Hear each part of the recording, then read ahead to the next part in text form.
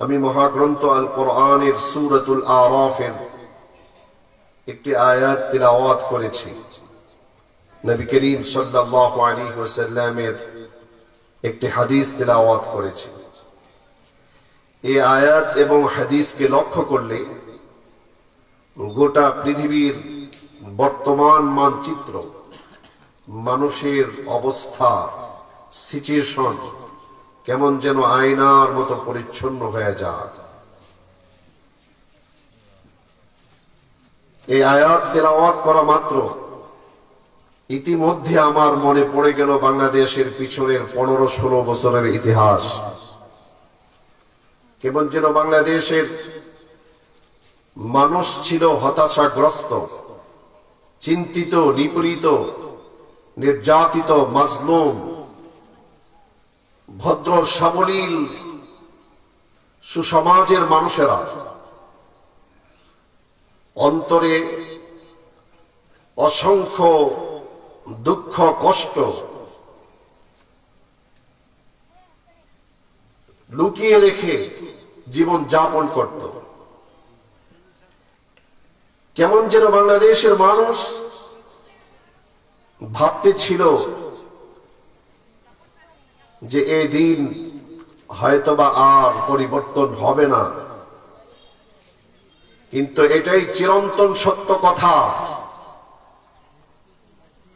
ইব্রাহিম আলাইহিস সালামের সঙ্গে এবং আল্লাহ পাকের বিধানের সাথে জনগণের উপর জুলুম অত্যাচার চাপিয়ে নমরুদ টিকে থাকতে পারে নাই। মুসা আলাইহিস সালাম এবং তিনার ভক্তবৃন্দ মুসলিম এবং ইসলামকে কঠিন থেকে কঠিনতর বিরুদ্ধাচরণ করার পরেও 450 বছর ক্ষমতা এর মসনদ পাওয়ার পরও ফিরাউনকে আল্লাহ তাআলা নীল নদে চুবিয়ে চুবিয়ে মেরেছিলেন। নবী মুহাম্মদ সাল্লাল্লাহু আলাইহি ওয়াসাল্লাম দুনিয়াতে আগমন করলেন আইয়ামে জাহিলিয়া। নাই নারীদের কোনো অধিকার, নাই ভাইয়ের কোনো অধিকার, ছিল না বোনের কোনো অধিকার, ইত্যাদি ইত্যাদি। ব্যক্তিগত জীবন থেকে আন্তর্জাতিক জীবনে মানুষ এমন একটা অবস্থায় অবস্থিত ছিল, যে অবস্থা আর যে সময় এবং কালকে বলা হয় আইয়ামে জাহিলিয়া, বর্বরতার যুগ। সেই সময়ে বিশ্বনবী সরকারে দু আলম, রাসূল আরবি, উম্মতের কান্ডারি নবী, নবী পাক মুহাম্মদুর রাসূলুল্লাহ সাল্লাল্লাহু আলাইহি ওয়াসাল্লাম,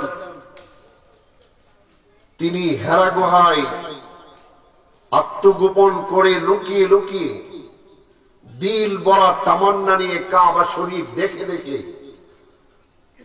প্রায় 2.5 মাইল দূর থেকে কাবা দেখে দেখে তিনি ইবাদত করতেন। প্রকাশ্যে আযানের কোনো পরিবেশ ছিল না, প্রকাশ্যে কালিমার জিকিরের কোনো পরিবেশ ছিল না। মানুষ মানুষকে হত্যা করত। ইতিহাস যদি পড়ে থাকেন তাহলে অবশ্যই জানা আছে, আজকের আরব আর তখনের আরব এমন ছিল না, আকাশ পাতালের ব্যবধান ছিল। আরবের মানুষ নিজস্ব গোত্র থেকে বের হওয়ার মতো পরিবেশ তাদের ছিল না। সেই পরিবেশে বিশ্বনবী সরকার দু আলম রাসূল আরবি গোটা জাতির টেনশনে আল্লাহ পাকের ইবাদতে নিমজ্জিত ছিলেন হেরা গুহায়।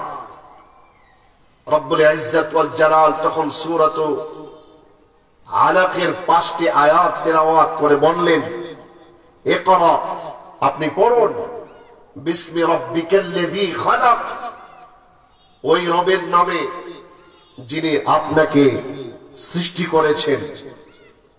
এইভাবে করে 5টি আয়াত তেলাওয়াত করা হলো। এই আয়াতের তর্জমা এবং তাফসীর করা আমার মাকসাদ না। মাকসাদ হচ্ছে আল্লাহ তাআলা গোটা পৃথিবীর প্রতিটি মানুষের অধিকার দেওয়ার জন্য সেই আইয়ামে জাহিলিয়াতকে সোনালী যুগে পরিণত করার জন্য মহানবী বিশ্বনবী রহমতুল্লিল আলামিন সরকারে দু আলম রাসূল আরবী মুহাম্মদ সাল্লাল্লাহু আলাইহি ওয়াসাল্লামকে যে টিপস দিলেন, যে সাজেশন দিলেন, যে প্রেসক্রিপশন করলেন, যে পরামর্শ করলেন, সেটি হলো আপনি এই দুর্গতিকে, এই পরিবেশকে যদি চেঞ্জ এবং পরিবর্তন করতে চান তাহলে কোরআনের বিকল্প কিচ্ছু নাই। কোরআনের তালিম তারবিয়াত, কোরআনুল কারীমের তাফসীর বয়ান, কোরআনুল কারীমের বিধানকে আল্লাহর জমিনে বাস্তবায়ন করার দায়িত্ব আপনার হাতে দেওয়া হবে। ধাপে ধাপে স্থানকাল পত্র বেঁধে সামাজিক, রাষ্ট্রীয়, অর্থনৈতিক, ধর্মীয়, মানবতার প্রত্যেকটা জীবনের প্রতিটা মুহূর্তের সমাধানের জন্য রব্বুল ইজ্জত ওয়াল জালাল মক্কা এবং মদিনার বিভিন্ন জায়গায় বিভিন্ন সময় স্থানকাল পত্র বেঁধে আল্লাহ তাআলা কোরআনুল কারীমকে নাজিল করলেন, অবতরণ করলেন। বিশ্বনবী সরকারে দু আলম এই কোরআনের মিশন চালালেন, দাওয়াত আরম্ভ করলেন। কিন্তু আবু জেহেল, উতবা, শাইবা, আবু লাহাব, আরবের গভর্নর, কাফের বেঈমান, তাদের তেলে বাগুনে জ্বলে উঠল। এদের বরদাস্ত হলো না। মানুষ ঝাঁকে ঝাঁকে ঈমানের দিকে ধাবিত হতে আরম্ভ করলো। এবার তারা রাষ্ট্রীয় আইন করলো। রাষ্ট্রীয় আইনটি আল্লাহ তাআলা কোরআনুল কারীমে রেকর্ড করে রেখেছেন। আল্লাহ পাক বললেন, وقال الذين كفروا لا تسمعوا لهذا القرآن والغوا فيه لعلكم تغلبون। আবু জেহেল, উতবা, শাইবা, আবু লাহাব, কাফের বেঈমানদের বড় বড় ব্যক্তিবর্গ যারা ছিল, তারা রাষ্ট্রীয়ভাবে আইন পাশ করে নিল। এই আরবের বুকে কোরআনের কোনো আইন চলবে না, কোরআনের কোনো তেলাওয়াত চলবে না, কোরআনের কোনো প্রোগ্রাম চলবে না। মুহাম্মদের দরবারে যাবা না, মুহাম্মদের তেলাওয়াত শুনবা না। যদি শোনো তাহলে রাষ্ট্রীয়ভাবে একটি আইন লঙ্ঘন করলা। সুতরাং ওই আইন লঙ্ঘন করার কারণে রাষ্ট্র তোমাকে যে বিচার নিতে চায় সেই বিচারই নিতে পারবে। কিন্তু মজাদার কথা হচ্ছে, যিনি এই আইন বাস্তবায়ন করলেন তিনি রাতের অন্ধকারে চুপে চুপে বিশ্বনবী রাসূল আরবীর তিলাওয়াত শুনেন। সুবহানাল্লাহ। কিন্তু কপাল তো মন্দ। তো আবু জেহেল, উতবা, শাইবা, আবু লাহাব তারা নবী করিম সাল্লাল্লাহু আলাইহি ওয়াসাল্লামের বিরুদ্ধে আচরণ করতে কম করেন নাই। আজকে মক্কাতুল মুকাররমায় স্মৃতি বিজড়িত হয়ে আছে। নবীজির ঘাট ধরে কোথায় ধাক্কা দেওয়া হয়েছিল, নবীজি সেজদা করেছিলেন কোন জায়গাটির মধ্যে, নবীজির উপরে মরা উটের নাড়ি বুড়ি পচা ডাস্টবিন নবীজির উপরে রেখে দিয়েছিল। একের পর এক নির্যাতন করা হয়েছিল। তায়েফের ময়দানে অবুজ যুবকদেরকে লেলিয়ে দেওয়া হয়েছিল। নবীজির নির্যাতনের কথা বর্ণনা করলে লম্বা এক বয়ান হয়ে যায়। কিন্তু সেই অবস্থাগুলোকে আল্লাহ পাক পরিবর্তন করে আজকে যাদের জ্বালা যতনে নবীজি মক্কা থেকে হিজরত করে মদিনায় গেলেন, তাদের ক্ষমতা, তাদের মস্তক, তাদের ব্যক্তিত্ব, তাদের মর্যাদা, এর কোনো কিছুর আর বাকি নাই। হ্যাঁ, শুধু এইটুকু বাকি আছে, হাজী সাহেবান যখন প্রস্রাব আর পায়খানা করতে যান, অন্তত আবু জেহেলের কথা মনে পড়ে যে এখন তার বাড়িতে আমরা গমন করছি। এর ডান পাশে আবে জমজমের পাশে একটা লাইব্রেরি আছে। বিশ্বনবী সরকার দু আলম রাসূল আরবীর বাড়ি এবং ঘরকে হরতাল অবরোধ দিয়ে তিনাকে সেখানে থাকতে দেওয়া হলো না। সারাটা জীবন বিশ্বনবী মদিনায় থাকলেন, কিন্তু জন্মভূমির মায়া তিনি অন্তর থেকে মুছতে পারেন নাই। হ্যাঁ, আল্লাহ তাআলা সান্ত্বনা দিতে যেয়ে বললেন, হুজুর মক্কায় যা আছে আপনার খাতিরে মদিনায় তা দিয়ে দিলাম। কিন্তু এরপরও জন্মভূমির টান, আল্লাহ পাক সেই দোয়া এবং আকাঙ্ক্ষাকে কবুল করে নিয়েছেন। কিয়ামত পর্যন্ত স্মৃতি হয়ে আছে বিশ্বনবীর সেই বাড়িটা এখন ইসলামিক লাইব্রেরি হিসেবে মানুষ গেলেই সেখানে দেখতে পায়। সুতরাং স্পষ্ট ভাষায় আমরা বলতে চাই, এই 360 আউলিয়ার দেশে শাহজালাল ইয়ামিনী রাহমাতুল্লাহি আলাইহি বাতিলকে প্রতিহত করার জন্য যখন সামনে অগ্রসর হচ্ছিলেন, হরতাল অবরোধ দেওয়া হয়েছিল, নৌপথ বন্ধ করে দেওয়া হয়েছিল, স্থলপথ বন্ধ করে দেওয়া হয়েছিল। সেদিন শাহজালাল ইয়ামিনী মুসল্লাই করে সুরমা নদীর পাড়ি দিয়ে ওপার গিয়েছিলেন আর বলেছিলেন, সিলহট, এই শিল আর পাথরগুলো তোমরা দুভাগে বিভক্ত হও, আল্লাহর জমিনে আল্লাহর আইনকে বাস্তবায়ন করার জন্য এখানে এসেছি। সেখান থেকে সিলহটের নাম হয়েছে। ইতিহাস আছে শাহপুরানের, ইতিহাস আছে শাহ মাখতুমের, ইতিহাস আছে 360 আউলিয়া। তারা বাতিলের সামনে মাথা নত করে নাই। আর তাদের হুফাজুল কোরআন সবচেয়ে বেশি, মুফতিয়িন মুহাদ্দিসিন সবচেয়ে বেশি। এই দেশের রাজধানীকে মসজিদ মাদ্রাসার রাজধানী বলা হয়। আওয়ামী লীগ নামক সেই কাপুরুষ আর হিংস্ররা তারা একের পর এক জুলুম অত্যাচার চাপিয়ে দিয়েছিল। আল্লামা সাঈদীকে 13 বছর জেলখানায় তারা আবদ্ধ করে রেখেছিল।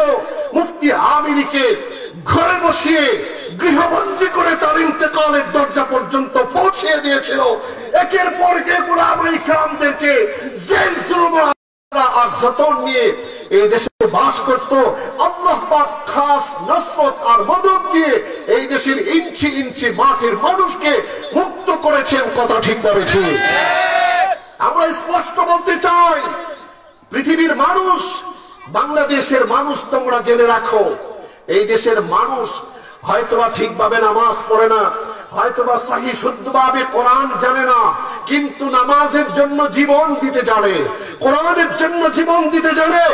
এক বিন্দু রক্ত টাকা সত্ত্বে সামনেও যদি কেউ জুলুম অত্যাচার চালিয়ে দেওয়ার জন্য কোন পরিকল্পনা করে শেখ হাসিনার মতো তাকেও গদির ক্ষমতার মস্তক থেকে এদেশের মুসলিম উম্মাহ ক্ষমতা উচ্ছেদ করে দেখিয়ে দিলে ইসলাম এই মাটির পরতে পরতে জিন্দা হবে।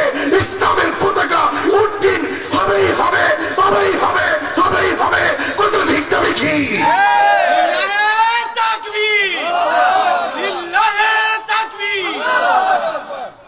আল্লাহ রাব্বুল ইজ্জত ওয়াল জালাল সূরাতুল আরাফে বললেন, ইত্তাবিউ মা উনজিলা ইলাইকুম মির রাব্বিকুম। হে পৃথিবীর মানুষ, তোমরা অনুসরণ করো, ইত্তেবা করো। ইত্তেবা করার কথা বলা হলো। ইত্তেবা মানে অনুসারী হওয়া, কর্মী হওয়া, ভক্ত হওয়া। কার ভক্ত হব এই ডিসিশন আল্লাহ পাক দিয়ে দিচ্ছেন। আল্লাহ পাক আমাদেরকে দিক নির্দেশনা দেখিয়ে দিচ্ছেন। এ ভাই, আপনি যদি অধিকার চান, তাহলে কোন তরিকায়, কোন পন্থায় আপনি আপনার জীবনকে বাস্তবায়ন করলে পরে আপনি সফল কাম হতে পারবেন, এই ডিসিশনটা আল্লাহ তাআলা স্পষ্ট করে দিলেন। আল্লাহ পাক বলছেন, ইত্তাবিউ মা উনজিলা ইলাইকুম মির রাব্বিকুম। তোমরা ওই জিনিসের ইত্তেবা করো যা তোমাদের রবের পক্ষ থেকে অবতীর্ণ হয়েছে তোমাদের নিকট। আমাদের নিকট আল্লাহ তাআলা বহু বচন করে বললেন। হিন্দু, খ্রিস্টান, বৌদ্ধ, নাসারা, ধর্ম অবলম্বী, নামাজি, বেনামাজি, কৃষ্ণাঙ্গ শ্বেতাঙ্গ আরবি আজমি প্রত্যেক মানুষকে সম্বোধন করে আল্লাহ পাক বললেন ইত্তেবিউ, তোমরা অনুসারী হও, অনুসরণ করো, ইত্তেবা করো। আল্লাহ কিসের ইত্তেবা করব? মা উনজিলা ইলাইকুম মির রাব্বিকুম, তোমাদের রবের পক্ষ থেকে তোমাদের কাছে, তোমাদের নিকটে, তোমাদের উপর, তোমাদের কাছে যা এসেছে, যা অবতীর্ণ হয়েছে। আমাদের সাধারণ জ্ঞান সাথে সাথে ফতোয়া দিচ্ছে সেটা কি? সেটা হচ্ছে মহাগ্রন্থ আল কোরআন। আর এই কোরআনের বিরোধিতা সূচনা কাল থেকে ছিল। আর এই কোরআনের আইন চায় বলে, কোরআনের কথা বলে, কোরআনকে মহব্বত করে, কোরআনের প্রেম ভালোবাসা যারা চায় তারাই ধাপে ধাপে নির্যাতনের শিকার হচ্ছে, বিশেষ করে উলামায়ে কেরাম আর তাদের ভক্তবৃন্দরা। এটা স্পষ্ট। অথচ আল্লাহ তাআলা বললেন এই কিতাবের অনুসারী হোক। এই কিতাবের শুরু থেকে শেষ পর্যন্ত হবে তোমার জীবন বিধান। ইত্তাবিউ মা উনজিলা ইলাইকুম মির রাব্বিকুম, কোরআনের অনুসারী হতে বলেছেন। এরপরে আল্লাহ তাআলা কিসের অনুসারী হওয়া যাবে না, কাদের অনুসারী হওয়া যাবে না, সেটাও আল্লাহ ভদ্র সাবলীল ভাষায় সহজ করে বলে দিয়েছেন। ওয়ালা তাত্তাবিউ মিন দুনিহি আউলিয়া, দরবেশ পীর আউলিয়ার অনুসারী হয় না। আল্লাহকে বাদ দিয়ে, কোরআনকে বাদ দিয়ে, এই মিন দুনিহির মাধ্যমে কোরআন হতে পারে, আল্লাহ হতে পারেন। আল্লাহ নারাজ হয়, আল্লাহ গুসা হন, কোরআন থেকে মানুষ বঞ্চিত হয়, কোরআনের অবমাননা হয়। এমন ব্যক্তিকে নির্বাচন করা, এমন ব্যক্তির সোহবত নেওয়া, এমন ব্যক্তির সাথে থাকা, এমন ব্যক্তিকে আইডল বানানো, এমন ব্যক্তিকে নেতা মনে করা, এমন ব্যক্তিকে পীর মনে করা, এমন ব্যক্তিকে খতিব বানানো, এমন ব্যক্তিকে ইমাম বানানো, এমন ব্যক্তিকে মেম্বার বানানো, এমন ব্যক্তিকে চেয়ারম্যান বানানো, তার মাধ্যমে চাউলের দাম কমবে, তার মাধ্যমে পেঁয়াজের দাম কমবে। সব হলো, রাস্তা হলো, ঘাট হলো, এলিভেটর হলো, এরোপ্লেনের আবিষ্কার হলো, ফ্লাইওভার হলো, আধুনিকতার জোয়ারে মানুষ বসবাস করলো, কিন্তু আযানের ক্ষতি হলো, ইসলামের ক্ষতি হলো, দ্বীনের ক্ষতি হলো, কোরআনের অবমাননা হলো, এগুলার অবনতি হলো। আল্লাহ তাআলা আমার উপর নারাজ হলো। আল্লাহর বিধান আল্লাহর জমিনে বাস্তবায়ন করাটা কঠিন হয়ে গেল। এমন ব্যক্তিদেরকে রাষ্ট্রীয়, সামাজিক, কোন ধরনের অর্থনৈতিক কোন রকমের নেতা বানানো, তাদেরকে তাদের অনুসারী হয়ে জীবন যাপন করাকে আল্লাহ পাক নিষেধ করে দিয়েছেন। ওয়ালা তাত্তাবিউ মিন দুনিহি আউলিয়া, আল্লাহকে বাদ দিয়ে, কোরআনকে বাদ দিয়ে কাহার অনুসারী হয়েও না। সাধারণ জ্ঞানকে এবার খাটাবেন, নিজের জন্য নিজে ফতোয়া রেডি করুন। আপনি কাকে ভোট দিলে, কাকে নির্বাচন করলে, আপনি কার নেতৃত্ব মানলে, কার বক্তব্য শুনলে, কার মিছিলে দৌড়ালে আল্লাহ খুশি হবেন, আল্লাহর কোরআনের আইন জমিনে বাস্তবায়ন হবে, এই সেন্সটুকু অন্তত আল্লাহ প্রত্যেকটা মানুষকে দিয়েছে। এইটুকু সিদ্ধান্ত নিতে হবে। 2 মিনিটের দুনিয়া আপনাকে আমাকে চলে যেতে হবে, এখানে থাকার জায়গা নয়। জীবনের সমস্ত আশা পুরা করার জন্য অনাদি অন্তকালের জান্নাত রয়েছে, সেখানে আপনি আশা পুরা করতে পারবেন, মজা করতে পারবেন, কিন্তু দুনিয়াতে আপনার আমার জীবনটাকে গুছানোর দরকার আছে। হ্যাঁ, এখন গুছাবো কিভাবে? فإن خير الحديث كتاب الله وخير الهدي هدي محمد صلى الله عليه وسلم। আল্লাহ তাআলা আমাদেরকে দিক নির্দেশনা দিলেন। পৃথিবীর মানুষ রান্নাঘর থেকে বঙ্গভবন, যার যার অধিকার চায়, শুধুমাত্র মুসলিমদের জন্য কোরআন নয়, এমনকি কোরআনের আইন যদি বাস্তবায়ন হয়ে যায় শুধুমাত্র মুসলমানেরা সুখে থাকবে এমন নয়। মসজিদ যেমন নিরাপদ থাকবে, মন্দির তেমন নিরাপদ থাকবে। আল্লাহ তাআলার জমিনে যত ধর্ম অবলম্বী মানুষ আছে, ভদ্রসাবলীর প্রত্যেকটা বিধর্মী তার অধিকার নিয়ে থাকবে। কিন্তু সত্য হচ্ছে কোরআনের আইন। এই জন্যই আল্লাহ তাআলা আমাদেরকে সবক দিচ্ছেন, পরামর্শ দিচ্ছেন। হ্যাঁ, আমরা ভুক্তভোগী। এখন আর এমন কাউকে নির্বাচন করব না যাকে নির্বাচন করলে কোরআনের বেইজ্জতি হয়, কোরআনের অবমাননা হয়, আল্লাহ তাআলার বিরুদ্ধে আচরণ হয়, আল্লাহ তাআলার দাসত্বের অস্বীকার হয়, কুফরি হয়, বিদআত হয়। এমন জীবন যাপন আমরা করব না। কিন্তু দেশ তো যে কোনো কেউ চালাতে হবে, বঙ্গভবন তো যে কোনো কাউকে চালাতে হবে, সংসদে তো যে কোনো কাউকে যেতে হবে, সমাজ তো যে কোনো কেউ চালাতে হবে, প্রশাসনের দায়িত্ব যে কোনো কাউকে নিতে হবে। নিবে কিসের ওসরে, কোন ভিত্তির উপর এগুলো চলবে? আল্লাহ তাআলা ডিটেইলস বলে দিচ্ছেন।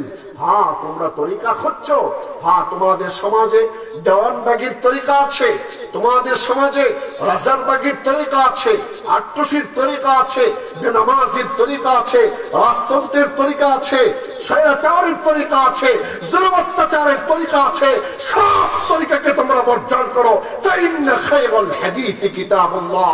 পৃথিবীতে যত গ্রন্থ আর মন্ত্র আর যত তন্ত্র যত কিছু আছে, সব কিছুকে উপেক্ষা করে গোটা জাতির অধিকার দেওয়ার জন্য, গোটা জাতিকে সান্ত্বনাময় জীবন দেওয়ার জন্য, সফলতার জীবন দেওয়ার জন্য আল্লাহ তাআলা দিয়েছেন এই কোরআন।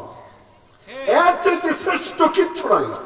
আল্লাহ তাআলা বলেছেন এই কোরআনের অনুসারী তোমরা হয়ে যাও। কোরআনের দাওয়াত নবীজি নিজে দিচ্ছেন। ফাইন্না খায়রাল হাদিসি কিতাবুল্লাহ। যত কিতাব আছে, যত তন্ত্র মন্ত্র আছে, এর মধ্যে সবচেয়ে স্পেশাল যার নাম তা হচ্ছে মহাগ্রন্থ আল কোরআন। এ ভাই, আপনি স্পষ্ট জেনে রাখেন, আসমান এটা আল্লাহর সৃষ্টি, জমিন আল্লাহর সৃষ্টি, লৌহ কলম আল্লাহর সৃষ্টি, চাঁদ ও সূর্য আল্লাহর সৃষ্টি।